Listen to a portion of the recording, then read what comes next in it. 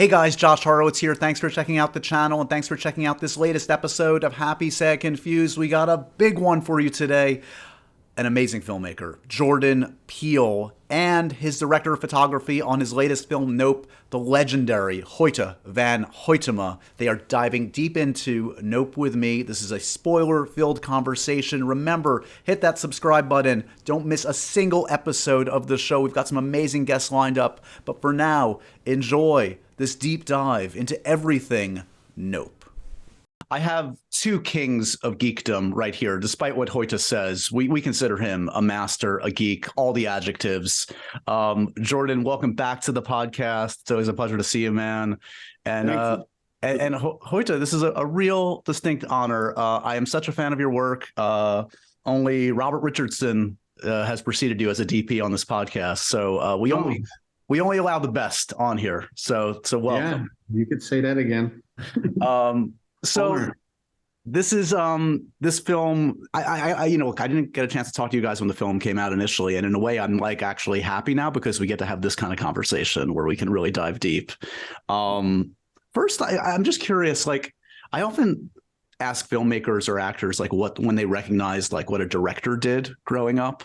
When did you guys recognize what a DP did? Like what a cinematographer did, and what their contribution was to filmmaking? You mean as a kid?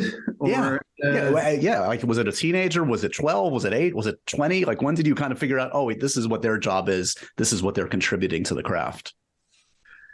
I figured it out quite late, I'd say. You know, I went to film school in Poland, and when I came to Poland, I knew I wanted to do something creative in film, and I had been, taking lots of pictures. I'd done a little bit of writing, everything like a mixed bag, but I never had real contact with sort of the mechanics of filmmaking. But then when I came to do entrance exam in Poland,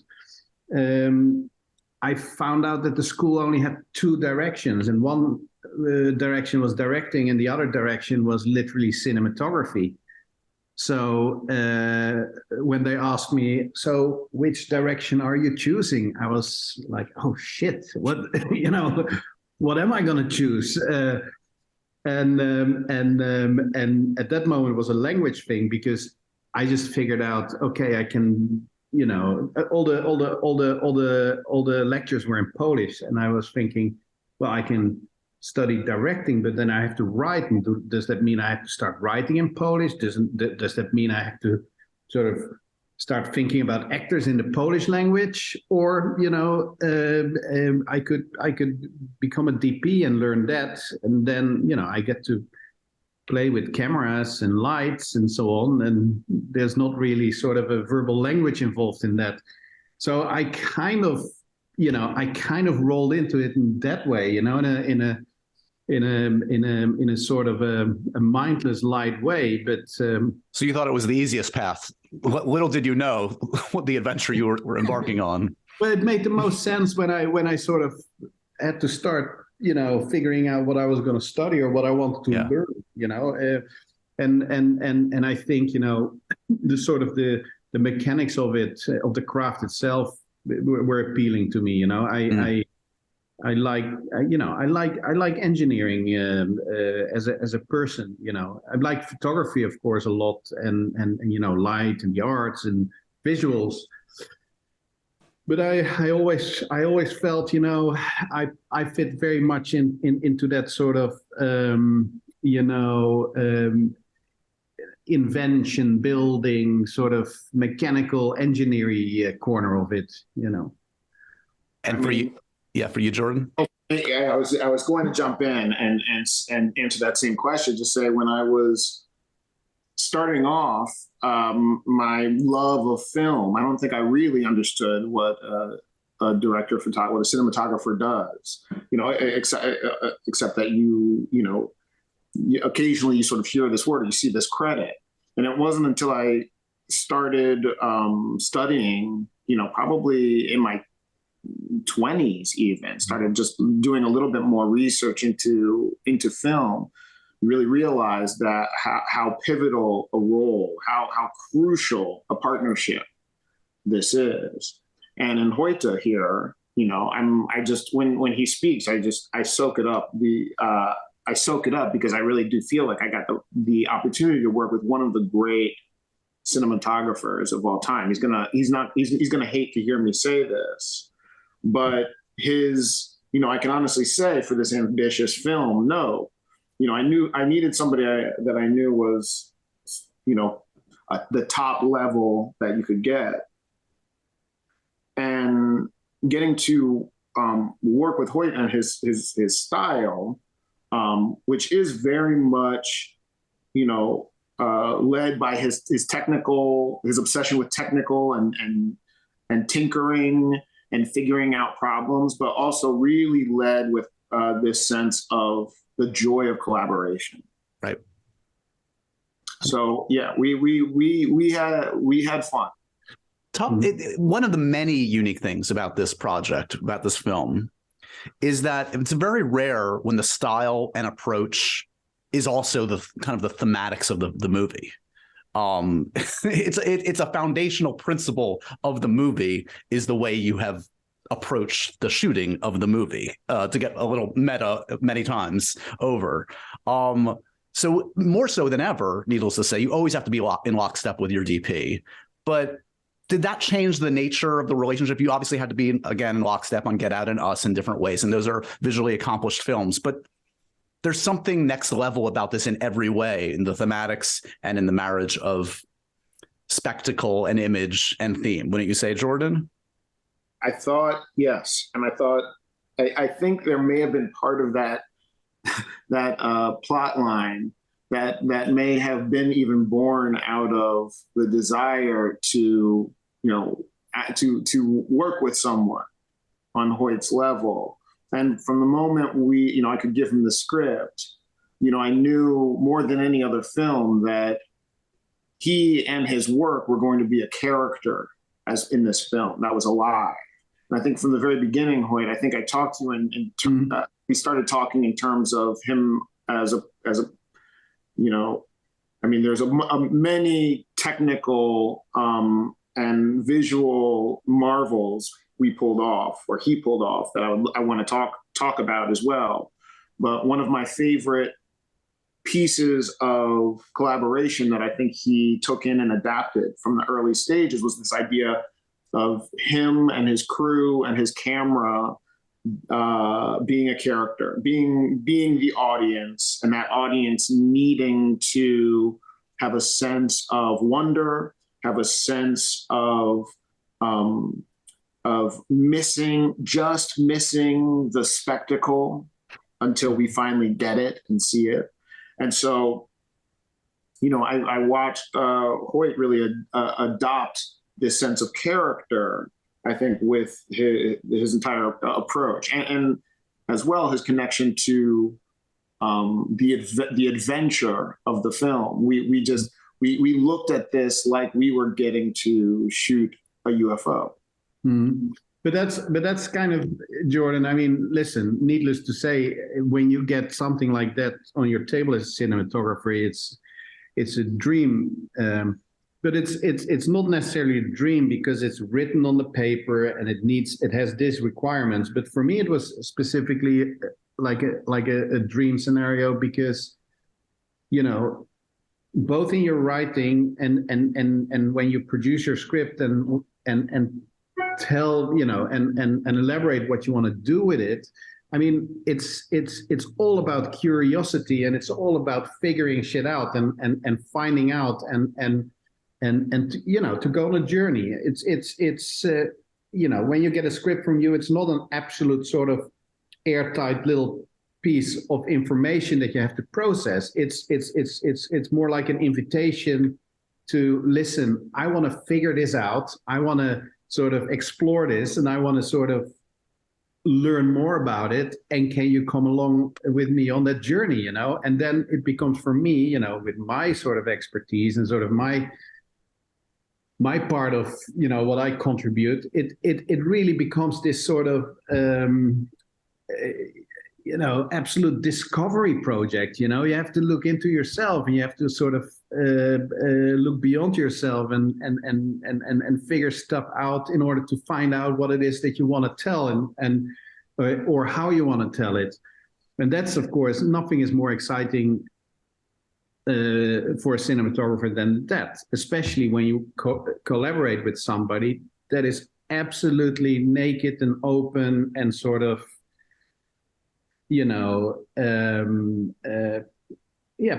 perceptible to this discovery. Are you looking to eat healthier and save money on takeout this year, but still want to enjoy delicious food? Of course you do. We at Happy Sad Confused have the solution for you. It's called WILDGRAIN. WILDGRAIN is the first ever bake from frozen subscription box for sourdough breads, fresh pastas, and artisanal pastries. Guys, when I got my box from WILDGRAIN, I was over the moon. There was pasta in there, there were croissants, there were chocolate croissants, and it's all delicious and easy to make. And unlike typical supermarket bread, WILDGRAIN uses a slow fermentation process that's easier on your belly, lower in sugar, and rich in nutrients and antioxidants. Plus, every item bakes from frozen in 25 minutes or less. And we've got good news for you guys. All you have to do is sign up at wildgrain.com/happysad and choose which type of box you want to receive and how often. It's super easy to reschedule, skip, or cancel. Don't worry, they make it easy on you guys, trust me. Plus, for a limited time, you can get $30 off the first box, plus free croissants in every box. Are you listening to me? Free croissants, folks. When you go to wildgrain.com/happysad, that's where you can start your subscription. And you heard me right. Let me say it one more time. Free croissants in every box and $30 off your first box when you go to wildgrain.com/happysad. That's wildgrain.com/happysad, or you can use the promo code happysad at checkout. Well, there's something very exciting about what you guys are talking about, because look, as someone that obviously, like all three of us, born and raised on film and just has studied it their entire life, to find new ways to do it. To still, for some, it feels like, oh, we've done it all in 100 plus years of movies. Like, you've cracked it. Like, there are only so many ways to shoot, but you are iterating and reiterating with every project. And let's talk about some of the ways you did it in this one, because some of it is even imperceptible to the audience at first blush, and that's okay. I mean, you don't need to like show off like what they're seeing, but there's some really fascinating aspects of this movie. Like, I mean, I know you guys have talked about this, but let's indulge me for a second. The nighttime scenes. Okay, so day for night, people might have heard of over the years. You shoot day, and then there's in post, or you apply a filter, etc. You basically mask night for a variety of reasons. Usually, I assume budgetary ones. That's not what you did here. And I guess I'm curious, Hoyte, was this something you were thinking about for other projects? Had you been exploring this approach? How did you guys decide this was the way, and this was the project to apply this new technique to? I have based the technology for Nope on a technology that I sort of figured out for something else way before. But it's like utensils, right? You can use them for whatever. You can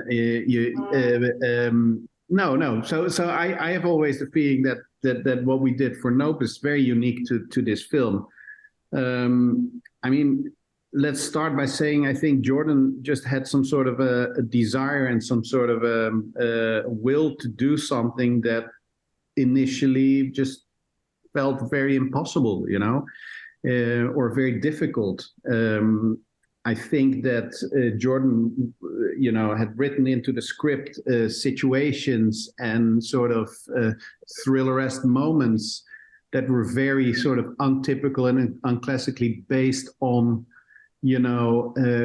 peering through the night where you normally cannot see through, in a vast scope and vast landscape. So reading that was like, oh shit, this is going to be very difficult to to do for real, or to do in a film. At least I didn't really know how to do it.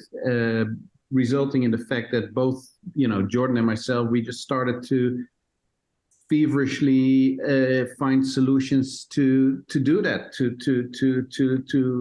be able to do what we wanted to do. And one of the results is our sort of day for night technology, So in layman's terms, I'm an idiot. I know something, but not a lot. Explain to me the methodology and explain to me what we're getting out of this that we're not getting, you think, out of what we've seen in typical Day for Night. So let me try in layman's terms.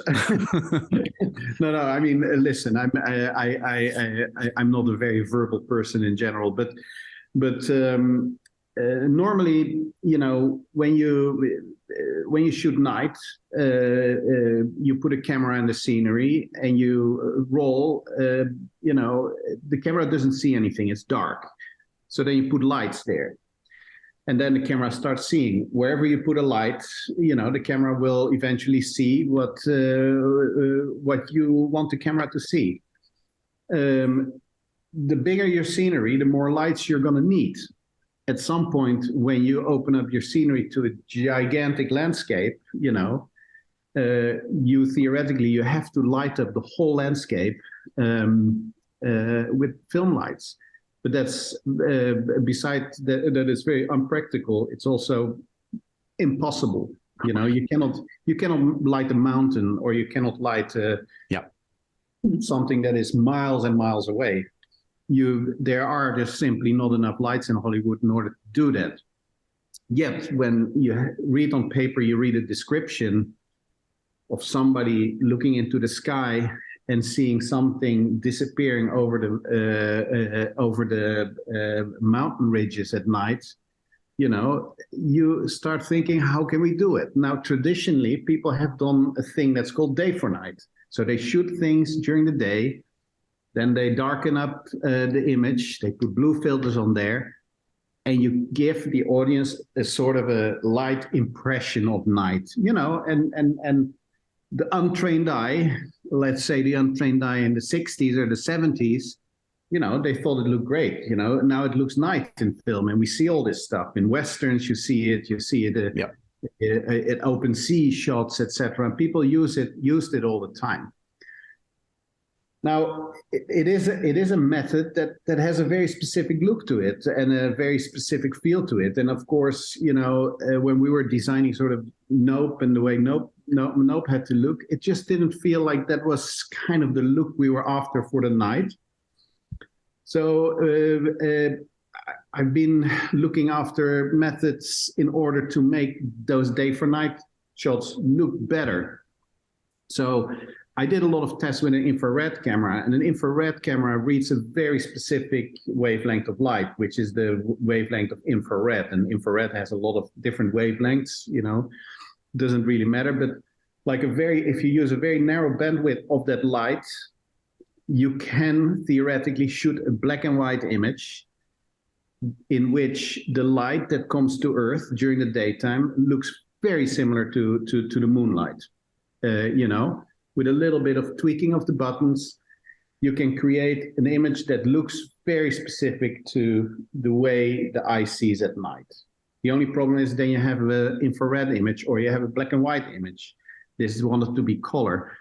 So I thought if we combine that infrared image with what we should normally, the color image, and we put those two together and mix them up in the correct way, we would be able to get the color information and the grain information and all the information from one, and sort of the relations of the light or the perception of the levels of the light from the other. And we will marry them together, and we get some sort of a day for night version 2.0. And that's kind of what we did. So, but the interesting thing is, I feel like the result is, as I said, like the audience may not be able to perceive exactly any of that, like obviously the particulars, but they can intuit.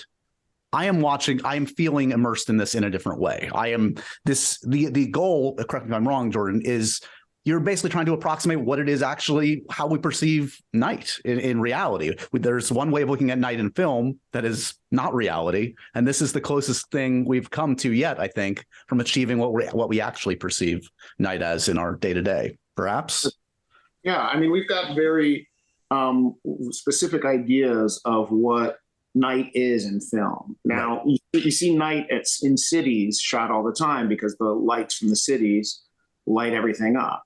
But when you're outside in the middle of nowhere at night, you really can't approximate what that feels like without something like this day for night technology. So basically, with the system and the camera, the technology that Hoyte has developed here, we're able to get this infrared light, this valuable infrared light that allows us to take something we shoot at the day and then paint basically with all the intricate colors there to make it feel like you're outside at night, your eyes have adjusted, and you can still kind of see far. You can still see some color. And with that, and both tweaking in post, with the help of Guillaume Rocheron, our VFX supervisor, we're able to literally approximate what the effect of the dilation of your pupils, getting used to something like that. Right. So this was, the whole thing was, I didn't realize how hard the script was. I was just writing away. And I wrote this thing, I brought it to Hoyte. He says, this is impossible. And you're giving me a little bit too much credit to figure it out, Hoyte. He says, I do have this idea. There's this technology, and there's something that we could try that has never been done, and try and make night. And I know we're putting this faith into something that hasn't been done. And the only way we're really going to find out if it works is it's going to be too late, because it's all about the post process. So it really was this locking arms, like, Hoyte, I'm going to trust you. And by the way, what he's saying makes sense to me. And I do have a sense in my head of how to tell a story that uses this idea of the pupil dilation and the isolation and the immersion of that. So we locked arms. I didn't tell Universal that it might look like shit. We got this. Don't worry. Yeah. No, but listen. You say I give you much credit. I sometimes think I give you too little credit, because, when the idea started, Jordan, it was so fragile and small, and I sort of spurted that idea out straight from the outset. But you took it straight away, and you have been super inquisitive from the start. At that moment you have become sort of the main bounce board of that idea and that little seed that has to start growing. It really needed to start. When we started this, I will never pretend that I totally figured out what it was going to be. It was a very young adolescent idea. It needed nurturing, and it needed parents to sort of come to fruition. And the nice thing about this whole sort of nerdery was that, for me, I can always sort of bring it down to a moment that we had together when we were scouting and we walked out of that car. For me, that was very crucial in sort of the start of this idea, which was, we scouted the ranch, and we scouted during the day, and we did a lot of tests during the day, I think, or we were there, but we ended up, we just wanted to stick around to look at the night, because it's fast, and what are we having during the night? Can we even shoot here? So we drove out in the long road, to the same road where you see him running up and down with the horse, and we parked the car there, where we in the middle of that road. And we, at some point in the total darkness after sunset, we started walking around. We walked out of the car, the headlights were still on, so at that moment you just can see around the car, you can see the people you're with, lit by the headlights of the car. And then we switched off all the car lights, and then you're standing like in absolute darkness. And we started walking over that road further on, or through that field. And then at that moment, your pupils start dilating, and suddenly this whole sort of vastness of landscape just opened up, and it's like when you're in the middle of nowhere, and you suddenly you stare at the sky and you start seeing all the skies, and suddenly you realize there's like a billion stars out there, and it's magnificent, it's huge. And that moment, that sort of when that landscape started to open up, you started to recognize the shapes on the mountain ridges and the coloration in the sky and the clouds, which were very important. That's when I thought, fuck, this is exactly what we need, for the film. The other look, we have to talk a little IMAX. I mean, you can't make a movie that is a spectacle and is also, a self-reflective, maybe criticism of our addiction to spectacle without indulging in the ultimate format for spectacle, which is IMAX. And you obviously brought in the king of IMAX and Hoyte here, Jordan. Is it IMAX or bust for you now? I mean, when Nolan started, he has not looked back. He only makes movies now. He only employs IMAX in his movies. Do you imagine you'll be able to let go of utilizing IMAX in future projects after doing this one? Sure. I mean, I love the task of using exactly what's needed for whatever project is needed. And I come into all of these films with really looking to collaborate, and in these moments, I'm looking to see what that sparkle in Hoyte's eye, right? I'm saying, look, how would we do that? And these little moments of inspiration he has, when you can see he's excited about something, he's genuinely excited. That's kind of all I need to know that this is the right way to go. Now, I did feel like this is a big movie. I think we probably would have landed at IMAX no matter what, but there was a pivotal moment when in the meta verse, the crossover where I asked Hoyte, I said, if you had to shoot a UFO, what would you use? He said, well, for posterity, the IMAX has the format, it has the best resolution. And so, of course, it made perfect sense. And then from that notion was how we said, well, then that's the same thing Holst would be thinking. Right. Which is why he uses the IMAX camera to shoot the jean jacket in the film. And obviously has the same scarf collection that our TP here has. So the similarities don't end there. Hoyte, who's more secretive, Christopher Nolan or Jordan Peele about their movie making? Secretive. Yeah. I think they're all super secretive, which is very important to the process. It's I'm not going to compare apples to pears, but I think both are very much committed to the to the cinematic experience, and think that their audience deserve to see. They have the audience experience their films for the first time, and with that, not trying not to give away too much spoilers, and therefore, don't risk that a lot of stuff will leak prematurely from the set or from the process. So I would say, I think Chris is probably actually more secretive. I'm just better at bluffing, like I know what the fuck is going on. No. Listen, it's also no use to get into the comparison game, guys. That's like...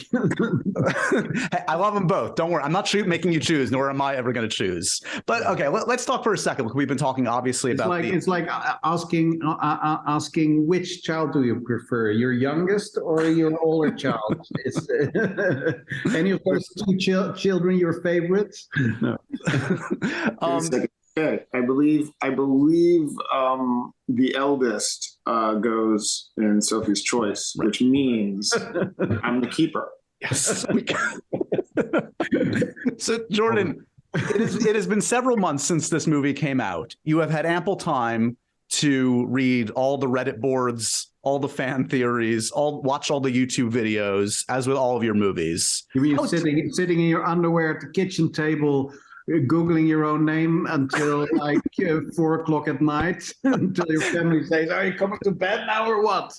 Thank you, Hoyte. That was basically my question. Yeah, how far deep down that rabbit hole do you go? Because it's fun. It's pretty awesome. It's rare to make a movie that is that ripe for different interpretations. Yeah, I think in the first month, I went down quite a few of the reactions, and I was honestly just so blown away by the reactions, by the analysis, and that people were sort of willing to accept the differences of this film from the last, and willing to sort of accept the mystery box of it. And what I always say is, I don't. People ask me what a message of the film is, and people trying to get at what I'm trying to say. And I feel like with my films, if I could do that, if I could really break it down into a couple of sentences, I wouldn't need to make a movie. Right. In fact, the thing that I'm trying to put together is something that I don't quite know what I'm saying. All I know is the rules and the building blocks that are going to be put together. And ultimately, you trust that if you can get everybody on board with this idea, with this vision, even though we don't quite know, we haven't seen it yet, then we'll get something new. We'll get something that I can not only watch as a creator, but when I get a little distance, I can watch as an audience and just appreciate all the work that was put into it. Well, and for me, I would say, honestly, sometimes the questions are more important than the answers. I don't need to necessarily know all the answers. It's not a puzzle I'm trying to solve. I'm giving myself over to it. And if it sparks 1,000 questions, that's a great thing. And that can live on in my brain forever. And that's pretty cool. It's quite interesting. I mean, you have this, two different kind of directors, and one director, has a lot to say, but tells that he doesn't really know what to say, and the other director has nothing to say, but will tell you all the time that he knows exactly what he's going to do. Right. And that's nice, because for me, Jordan, you're always in that first category. You always have interesting things to sort of bring forward. But you're always on the outside. You say, I'm just figuring it out. I'm just discovering it, and I'm going through the process. So it's a question mark, and that's always where these projects, that's where, for instance, for me, this project really sort of went through an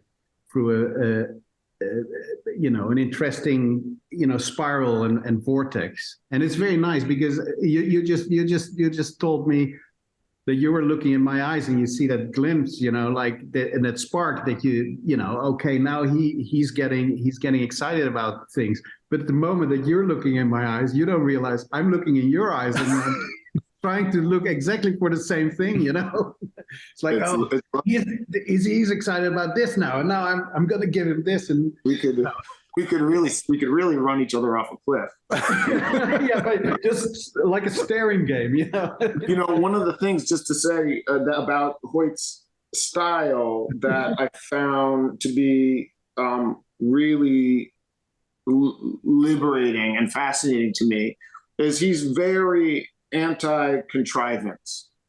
Anything that one sort of does to tell a story that because they feel like that's how movies look, right? Or because that's how you're supposed to. Just because it's been done 1,000 times, just right? Because it's been done, and you've sort of, he's really from just his principle and his manner and his ethos as an artist is very much like, let something be, and as a photographer too, let something be. Don't get precious. And which is something that I think we both share, and we're both extremely precious people at the same time. So I think it's probably why we have to continue to remind ourselves that if we'll always be able to sniff out our own contrivances, even right. if other So I know I've just said that the mystery is more important than the answers, but just on behalf of the audience, Jordan, I'm going to throw out a couple questions and just bat them away. Blink your eyes, do whatever you want to do, okay? I'm going to give you full service, John. What the hell is up with the shoe? Okay. What's going on with the shoe? Just what's going on with the shoe? Yeah. So the shoe, the shoe represents a moment of where we check out of a trauma, and Jupe he zones in on this little shoe that's Mary Jo's shoe that has landed in a precarious, odd situation. And this is the moment he disassociates. So the shoe for me is, in essence, in one way, it's the impossible shot. It's the impossible moment.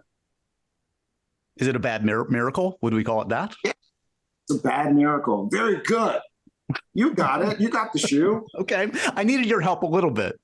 Nope. Is that an acronym for Not of Planet Earth? Was that your intent? One of the intents of the title? Yes. Okay. It was one of the intents. Okay. Yeah. The alien design, biblically accurate angels and or inspired by anime, Neon Genesis, Evangelion? Well, you've addressed your own question. Of course, the Evangelion angels are based on the biblical angels. Got tied together. So yeah. And I didn't want to be sort of literal, that jean jacket or this oculonimbus species is an angel, but I do think that there is something about the where evolution and design collide that leaves doors open that may or may not be answered in the future, Josh. May or may not be answered in the future. Okay, so that leads me to the nature of the oculonimbi. That leads me to Nobody, a character that does not appear in the film. We haven't even talked about the Gordy sequences, which I'm obsessed with. We'll have to save that for another time, sadly, because we're running low on time. But I am obsessed. But you've hinted that we might see that story. Nobody might come back in another film or story because it didn't make the final cut of this movie. It sounds like in a dark storyline, a very dark aspect of that storyline. There's a character that people are growing more and more interested in. You see him briefly in the trailer, in one of the trailers for Nope, but he's not in the film. And yeah, I would imagine there is, there will be some discovery about this character. So where are you at on the next project? And is it something that would tie to Nope? Or no, I have to cut you off. I'm so sorry. My Apple Watch is. Wait, I see your wrist. There's nothing. Can you just tell me this? Do you have a script for something? Like where in the process are you for the next one? I do not have a script yet. Okay. So I'm writing right now. Okay. And for you, Hoyte, see, I'm going to let Jordan off the hot seat for a second, but Hoyte, I do have to ask an Oppenheimer question or two very briefly. Hey, you okay, Jordan? Yeah, I'm good. Oppenheimer, I could not be more excited, Jordan. I'm sure you share my excitement. I mean, when no one cooks with Hoyte, it's going to be special. Sure. Black and white IMAX. I don't know if we've ever seen that. Is a good portion of the movie in IMAX and black and white? I can't. No comment. Yeah. How much does this one push the envelope? Again, we talked early in this discussion about pushing, about trying new things, about iterating. You didn't exactly blow up a nuclear bomb for real, but you did blow up some real explosives, it sounds like. How much did this test you think, Hoyte?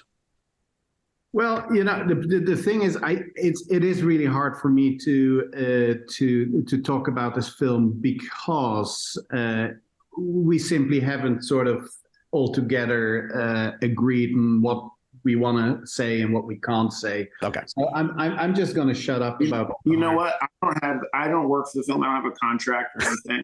All I can say is I'm so envious I didn't get to be on set for this production. The talent looks incredible. The images, I have seen a couple of images from it that just look so beautiful. Anyway, it's gonna be a real. It's what I'm most excited for next year. I know I have to let you run. One quick question for you, Jordan. There is an Akira homage in this film. I know that was the last kind of IP you flirted with. What would your Akira have been? Did you have a take on it? How far down that road did you get? And when that eventually is made, what do you want to see in an Akira movie? Well, I don't know. It's such a project I'm so passionate about. I'm glad I didn't do it because, yeah, I feel like, staying away from that, trying to interpret that IP just set me on the path to create something new. Yeah. But I want to see Neo Tokyo. I want to see an all Japanese cast, and I want to feel immersed in the world, the way of the films and the manga. Fair enough. Gentlemen, this has been a real pleasure. I mean, I got to like 6% of the stuff I wanted to talk to you about, but that's how dense and beautiful a piece of work you guys made. Everybody should check it out. This is a movie that bears repeat viewings. I've seen it 3 times. I'll see it many more. Congratulations on the work. Hoyte, it's been a pleasure to get to know you a little bit today. And Jordan, it's always a pleasure to catch up, man. Thanks, Josh. Great. Always a pleasure. Anytime.